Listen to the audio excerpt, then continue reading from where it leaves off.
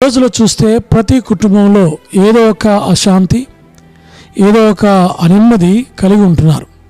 కొందరు వారి భార్యను బట్టి, భర్తను బట్టి, కొందరు పిల్లల్ని బట్టి కుటుంబంలో నెమ్మది లేకుండా ఉంటున్నారు. మరి ఇలాంటి పరిస్థితుల్లో ఎలాగున మనకు నెమ్మది కలుగుతుంది? బైబిల్ గ్రంథంలో 119వ కీర్తన 165వ వచనంలో ఆయన ధర్మశాస్త్రమును ప్రేమించే వారికి ఎంతో నెమ్మది ఉంది. ఎప్పుడైతే వాక్యానికి నీకు దగ్గర రిలేషన్ ఉంటుందో హృదయంలో నెమ్మది ఉంటుంది, సమాధానం ఉంటుంది.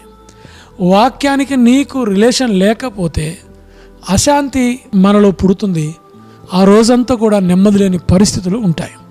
కాబట్టి నీ కుటుంబంలో నెమ్మది కావాలంటే దేవుని యొక్క ధర్మశాస్త్రాన్ని ప్రతిరోజు చదివి అందులో ఉన్న విషయాలను గ్రహించినట్లయితే దేవుడు నీకు నెమ్మదినిస్తాడు.